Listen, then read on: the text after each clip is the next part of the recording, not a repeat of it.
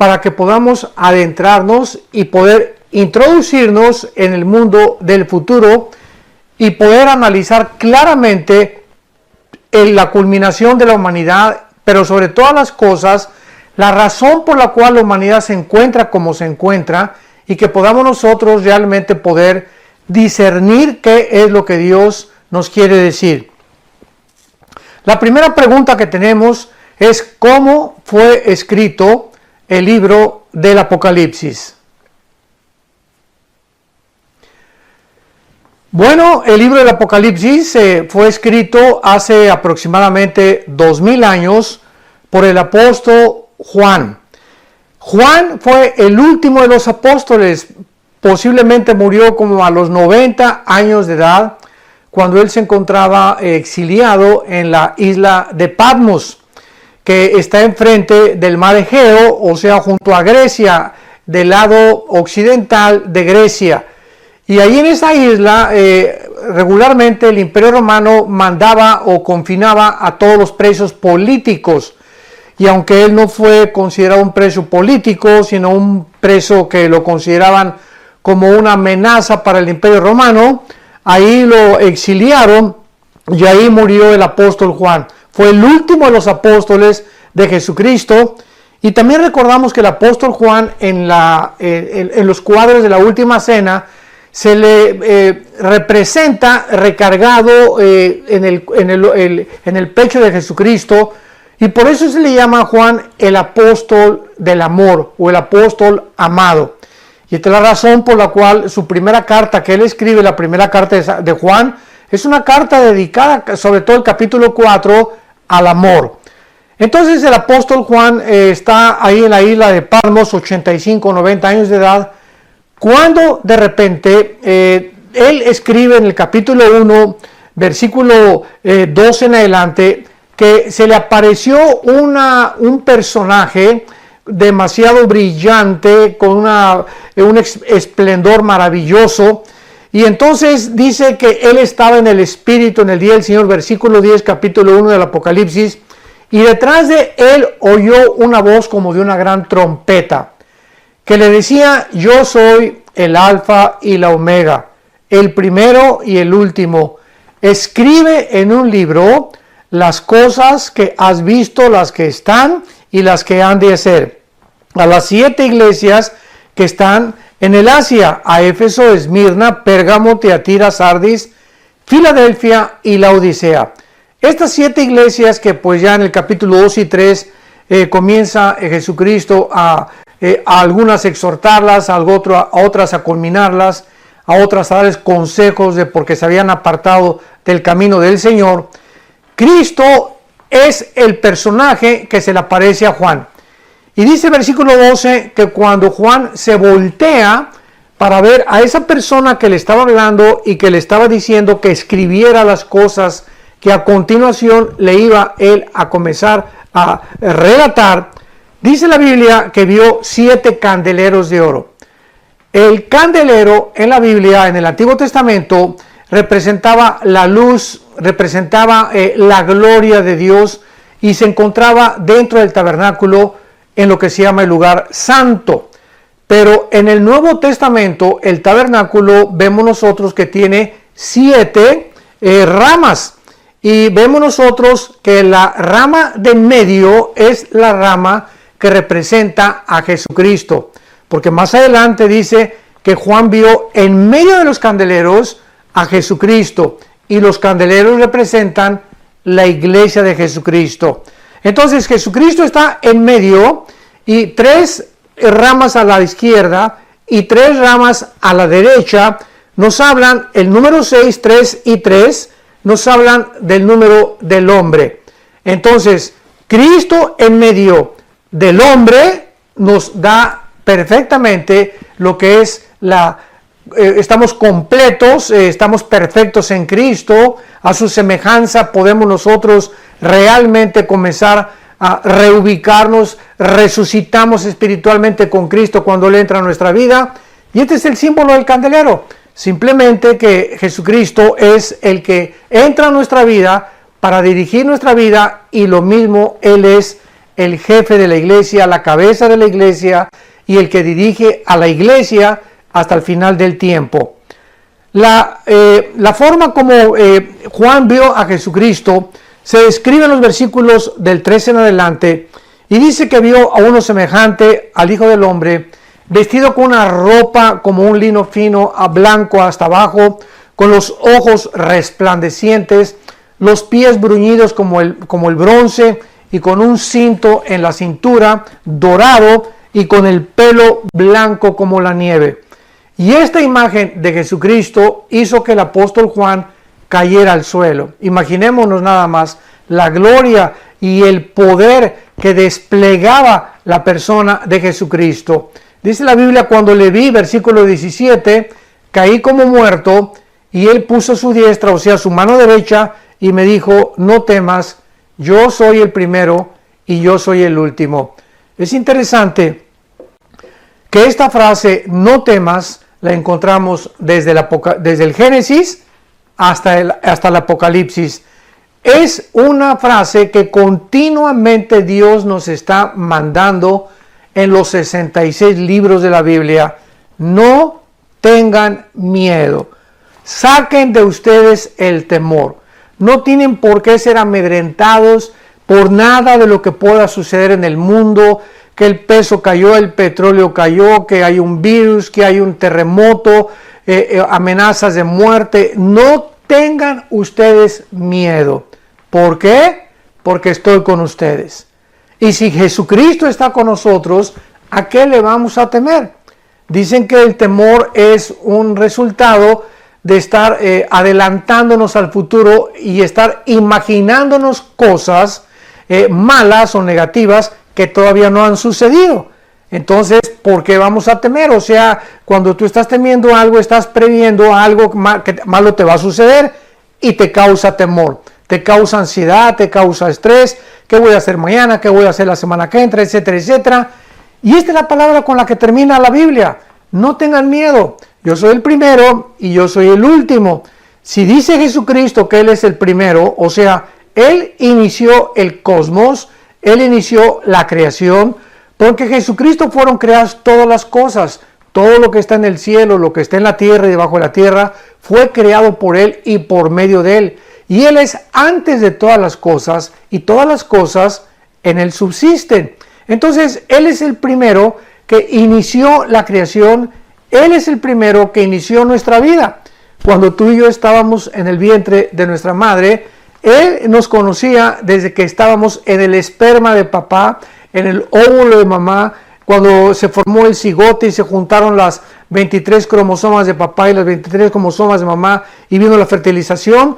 Jesucristo ahí estaba con nosotros, porque dice Juan en el Evangelio de Juan capítulo 1, en el principio fue el verbo y el verbo era con Dios y el verbo era Dios.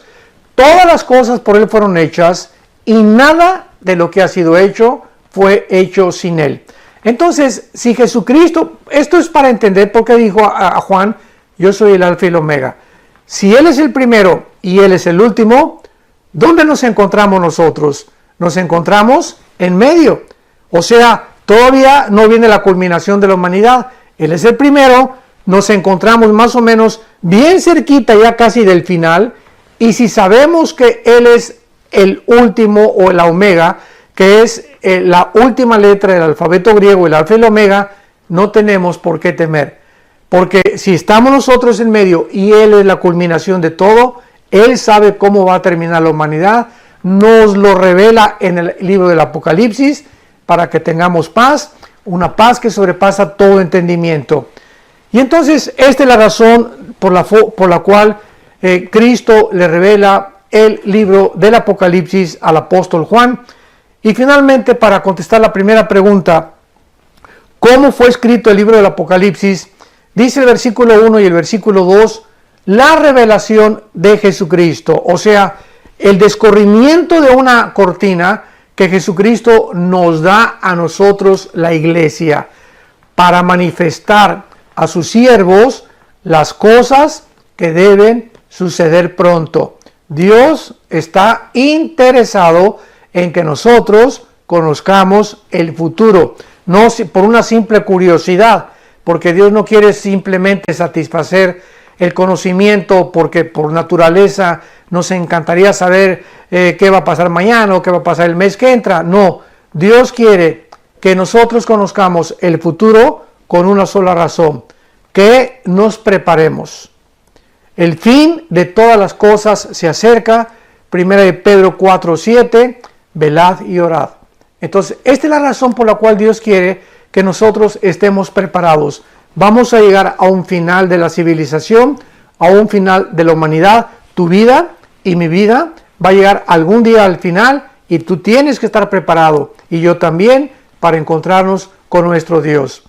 Agradecemos profundamente la luz que nos arrojó a través de la Escritura con respecto a este cuestionamiento, a esta inquietud, a esta pregunta sobre cómo fue escrito el libro de Apocalipsis. La siguiente inquietud de nuestra audiencia es: ¿quién es el que juzgará al mundo? Muy bien, en el capítulo 5 del Evangelio de Juan, Cristo ya había mencionado con mucha anticipación que el Padre le había entregado el juicio del mundo entero algún día, como lo vamos a ver, porque simplemente Él fue el que pagó en la cruz por tus pecados y por mis pecados. Y dice el capítulo 5 de Juan, versículo 25, es Cristo el que está hablando: de cierto les digo, viene la hora y ahora es, cuando los muertos oirán la voz del Hijo de Dios. Y dice la Biblia que aquellos que la oigan van a vivir, porque como el Padre tiene vida en sí mismo, le ha dado al Hijo el tener vida en sí mismo, y también le dio autoridad de hacer juicio por cuanto es el Hijo del Hombre.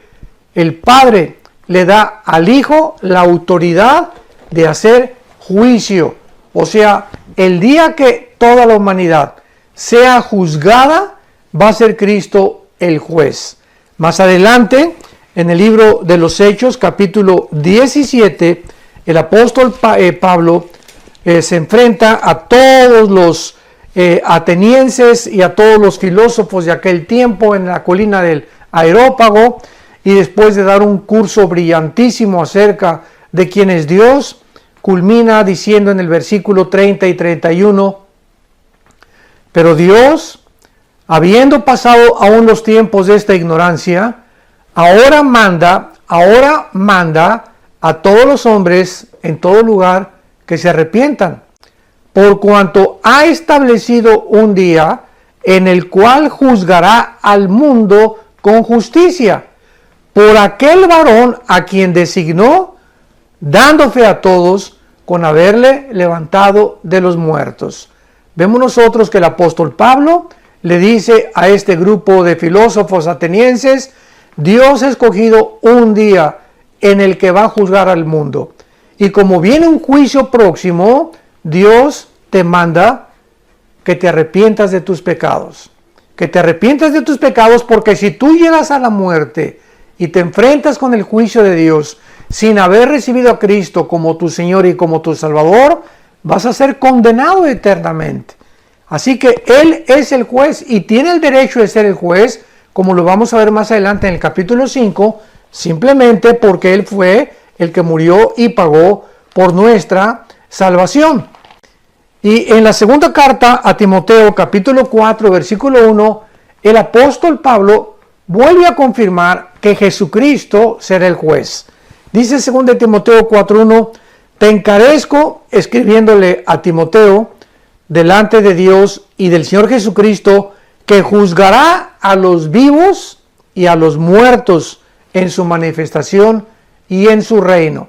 Entonces, no hay ningún lugar a dudas que Jesucristo será el juez.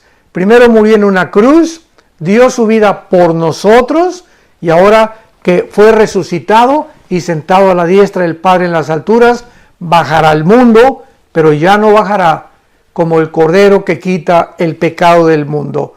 Cuando Cristo regrese por segunda vez, ya en ese momento va a terminar la oportunidad que se le dio a los seres humanos de poder arrepentirse.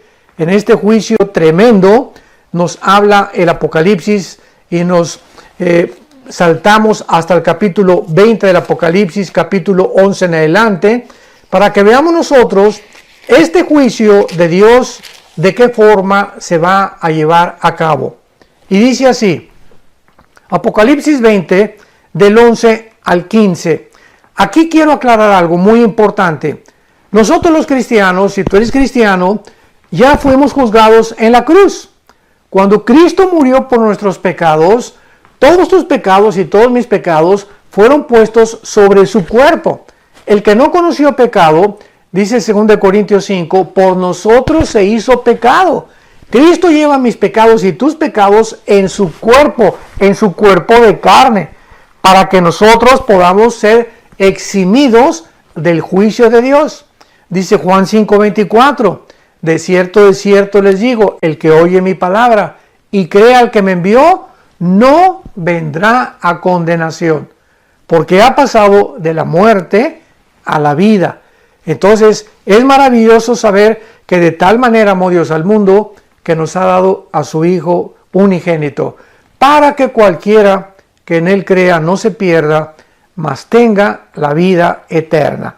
Entonces nosotros los cristianos, cuando muramos, ya no vamos a estar en el juicio que voy a leer a continuación, porque este es el juicio del gran trono blanco, donde van a estar solamente todas aquellas personas que verdaderamente tuvieron la oportunidad de aceptar a Jesucristo y voluntariamente lo rechazaron. En otras palabras, es el juicio de los incrédulos. Y dice el versículo 11, capítulo 20 del Apocalipsis. Vi un gran trono blanco y al que estaba sentado en él, de delante del cual huyeron la tierra y el cielo, y ningún lugar se encontró para ellos. Notamos algo interesante. ¿Cuándo se va a llevar este juicio de todos los incrédulos? Se va a llevar después de los 1000 años o del milenio o del reino milenial del Mesías Jesucristo. O sea, ahorita nos encontramos antes de la tribulación, viene el arrebatamiento de la iglesia, después 7 años de la tribulación, después descendemos con Jesucristo, ya que tuvimos el juicio, pero no de la salvación, sino de nuestras obras buenas o malas que serán recompensadas. Bajamos con Cristo en la segunda venida y después establece el reino milenial por 1000 años. Y cuando acabe el reino milenial, esto es importante para la cronología bíblica, ahí entonces vendrá el juicio del gran trono blanco, cuando resucitarán desde Adán hasta después del milenio todos los seres humanos, repito, desde Adán hasta que termine el milenio, que se encuentran actualmente en el infierno, van a resucitar para presentarse en este juicio. Y vean ustedes, y no sé si lo observaron, que dice en el versículo que cuando este juicio se lleve a cabo, versículo 11, delante del cual huyeron la tierra y el cielo. O sea, ¿cómo sabemos que es después del milenio? Porque hasta después del milenio será la creación de los nuevos cielos y de la nueva tierra, que el capítulo 21 del Apocalipsis nos termina concluyendo. Cuando acabe el milenio, entraremos a la eternidad, donde ya el pecado se acabó, la muerte se acabó, porque durante el reino milenial habrá muerte, habrá castigos, etcétera, etcétera, porque todavía no son los cielos nuevos y la nueva tierra. Repito, hasta el terminar el milenio, Dios creará los cielos nuevos y la nueva tierra, y dice la Biblia, en el versículo que estamos leyendo, que será exactamente cuando se lleve el juicio final. En ese momento, los que están siendo juzgados en el juicio del gran trono blanco van a ver con sus ojos desaparecer la tierra. Ahí van ellos a ser testigos que ahí ese mundo donde tenían su esperanza, donde tenían todo lo que ellos creían que los iba a hacer felices, que quisieron vivir para ese mundo temporal en el cual estamos actualmente, lo van a ver desaparecer de la noche a la mañana. Por eso dice la Biblia Toda la gloria del hombre es como la hierba del campo, que por la mañana florece y tienes 30, 40, 50 años de edad y a lo mejor tienes dinero o tienes belleza o bien parecido, etcétera, etcétera, y pues ya quisiste ser gobernador o ser presidente de la república o tener mucho dinero y de repente llegas al sexto piso, al séptimo piso, 60, 70 años de edad y vemos de qué forma tan rápido nuestra vida se evapora. Y todo lo que volteas tú para atrás, que no fue aquello por lo cual viviste para Cristo, no tendrá ningún valor en el mundo venidero. Por eso dice la Biblia, toda la carne, o sea, todos los seres humanos, se nos compara con la hierba del campo. Crecemos y crece la rosa y florece en el atardecer y se marchita más adelante al anochecer. Así es nuestra vida. Es como un vapor que se aparece y desaparece, dice Santiago capítulo 4, y ya no vuelve otra vez a aparecer, porque después de la muerte viene el juicio. Continuamos leyendo en Apocalipsis 20 y el versículo 12 dice: y vi a los muertos, grandes y pequeños, de pie ante Dios. Y los libros fueron abiertos. Y otro libro fue abierto, el cual es el libro de la vida. Y fueron juzgados los muertos por las cosas que estaban escritas en los libros según sus obras. Vamos a volver a leerlo. Vi a los muertos, dice el apóstol Juan, grandes y pequeños. O sea, en este juicio van a estar tanto los más grandes magistrados, los reyes, aquellos que eran de sangre azul, como los indígenas, los que fueron potentados y los que fueron ricos y los que fueron conquistadores, como aquellos también que fueron sirvientes o que fueron esclavos. Eso es lo que significa grandes y pequeños. O sea, en este juicio no hay distinción social, no hay distinción religiosa, no hay distinción de color de piel. Ahí estarán todas aquellas personas simplemente que rechazaron a Jesucristo. Y dice a continuación, y a estos muertos, grandes y pequeños, estaban de pie. Qué cosa más interesante. ¿Por qué? ¿Por qué de pie? ¿Por qué ya no se hincaron? Imaginémonos, están ante el juicio, el gran trono blanco, ahí está Jesucristo, ahí está el Padre.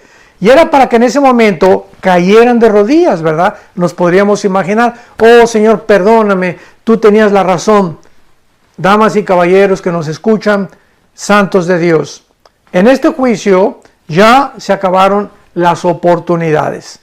Por eso dice la Biblia, estaban de pie ante Dios. Ya no hay que te hinques, que pidas perdón, ya no hay gracia, ya no hay misericordia, se acabó todo eso. En el día del juicio final, las personas que se encuentren delante del trono de Dios no tendrán la oportunidad de hincarse. Y por eso dice la Biblia que Juan los vio de pie, porque ya no había oportunidad jamás en la eternidad de pedirle perdón a Dios. El perdón nos corresponde a la vida que tenemos ahorita y por eso dice la Biblia, cuando oigas su voz, no te endurezcas.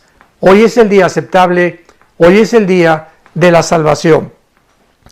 Y a continuación dice la Biblia que en este juicio se abrieron los libros, porque Dios tiene varios libros, tiene el libro de la vida, el libro del Cordero, etcétera, etcétera. Cada persona que nace es inscrita en ese libro, que es otro libro. Las personas que se convirtieron son escritas en el libro de la vida del Cordero. Nuestro nombre jamás será borrado. Dice en Apocalipsis capítulo 3, y los vencedores no serán borrados del libro de la vida. ¿Por qué? Porque precisamente dice en primera de Juan capítulo 5, versículo 14 y 15, que los vencedores son aquellos que hemos nacido de nuevo. Entonces, por cuanto somos vencedores, porque somos más que vencedores, capítulo 8 de Romanos, nuestro nombre no puede ser borrado, porque lo que fue escrito con la sangre de Jesucristo. No con nuestra sangre, fue escrito nuestro nombre con la sangre del Hijo de Dios. Entonces, los libros van a ser abiertos y encontramos otra cosa muy interesante. Y fueron juzgados, versículo 12, por las cosas que estaban escritas en los libros, según sus obras. Qué cosa más tremenda y más irónica. La salvación no es por obras. Efesios 2, 8, 9. Porque por gracia somos salvos por medio de la fe, no por obras, para que nadie se gloríe. Pero el juicio final de los condenados será por sus obras. O sea, no quisieron la gracia de Dios, no hay ningún problema, dice Dios. Cuando tú te mueras, te voy a juzgar por tus obras. Y como ninguna de tus obras va a ser aceptada delante de Dios, porque dice el libro de Isaías, que las obras humanas son como el trapo inmundo, que no sirve para nada. No hay nada que podamos ofrecerle a Dios más que el arrepentimiento. Entonces, si tú te mueres sin Jesucristo y te presentas y vas a estar en este juicio, vas a ser juzgado por todas las cosas que hiciste o dejaste de hacer. El juicio final involucrará las obras de los condenados. Y a continuación dice el versículo 13, y el mar entregó los muertos que había en él, y la muerte y el Hades entregaron los muertos que había en ellos, y fueron juzgados, se repite por segunda vez, según sus obras, o cada quien según las obras que hizo. Observamos que el mar entrega a los muertos, o sea, se refiere a todas las personas que han muerto ahogadas. Recordamos el famoso hundimiento del barco Titanic en 1912 del siglo pasado, que fue hundido y pues murieron casi 1.500 personas y muy pocas fueron salvadas. Bueno, todos los que han sido ahogados o muertos por tiburones, etcétera, etcétera, dice la Biblia que van a salir sus cuerpos, van a resucitar sus cuerpos del mar.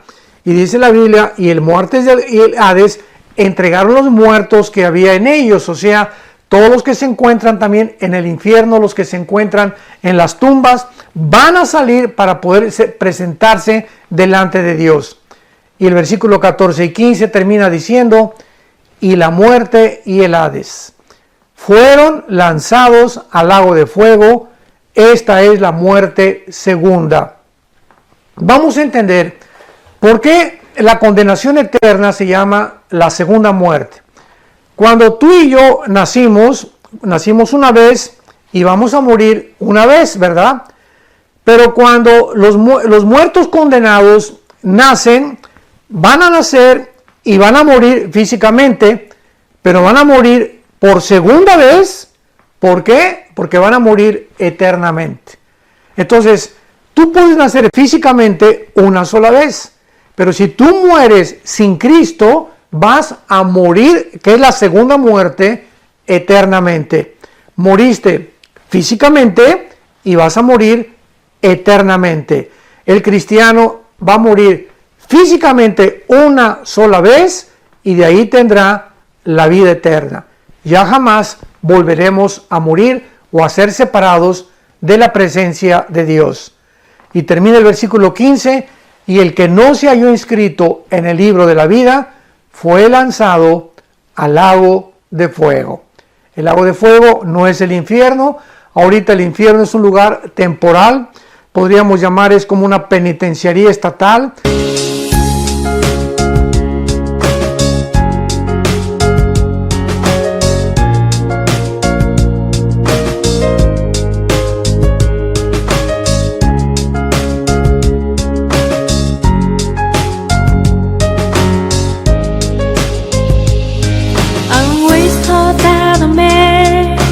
Fall in love with, but I'm so be my best friend. I am glad that it's so it is.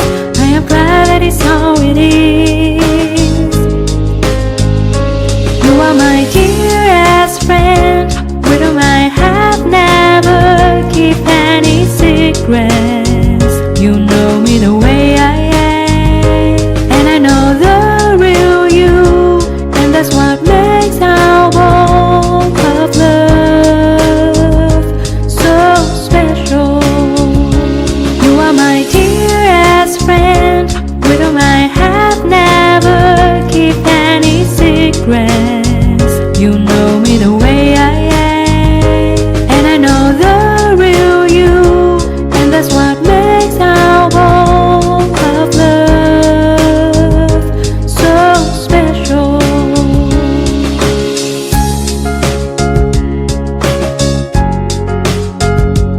Para que después de que el juez dicte sentencia, sean sacados y condenados a una prisión ya donde van a permanecer ya 50, 60, 70 años, y este es el lago de fuego del infierno. Están ahorita temporalmente esperando el juicio del gran trono blanco, van a ser sacados de ahí y van a ser, después de que Dios les demuestre. Vamos a ser nosotros el jurado, ¿sabían eso? Santos de Dios. Dice el 1 Corintios capítulo 6, que no saben que los santos han de juzgar a los ángeles. Nosotros, la iglesia, vamos a formar parte del gran jurado de Dios. Esto es asombroso. Y cuando nosotros formamos parte del jurado, con los ángeles alrededor, tal vez como público, Dios va a demostrarte a ti por qué serás lanzado al lago de fuego. Tú podrías preguntarme, bueno, ¿que no es un Dios de amor? Claro que sí, de tal manera amó Dios al mundo que nos dio a su Hijo unigénito, para que si tú crees en Él no te pierdas, mas tengas la vida eterna. Pero no va a haber, una cosa es segura, ninguna persona en el lago de fuego sin que antes haya sido amada por Dios. Antes de que tú te condenes, recuerda algo, que Dios te amó mientras estabas vivo. Y mientras estás vivo, tienes la oportunidad, como la tienes ahorita, de arrepentirte de tus pecados, de abrirle tu corazón a Jesucristo, saber que se acerca un juicio del mundo, un juicio final, donde Dios nos da ahorita la oportunidad maravillosa que cuando oigamos su voz, no nos endurezcamos. He aquí ahora el día de la salvación. Ven ahora que Dios te está hablando, y simplemente ahí donde tú te encuentras, dile: Señor, perdóname mis pecados. Creo que Jesucristo en esa cruz pagó por ellos en la cruz, que llevó en su cuerpo lo que yo merecía pagar. Te acepto como mi Señor y como mi Salvador. Te pido perdón. Creo que a los 3 días resucitaste de entre los muertos, y te doy gracias por en este momento darme la vida eterna, el perdón de mis pecados y la seguridad que no estaré ya jamás en ese juicio, porque tú ya pagaste en esa cruz en mi lugar. Te doy las gracias en el nombre de Jesucristo. Amén. Que Dios te bendiga y que tengas mucha paz.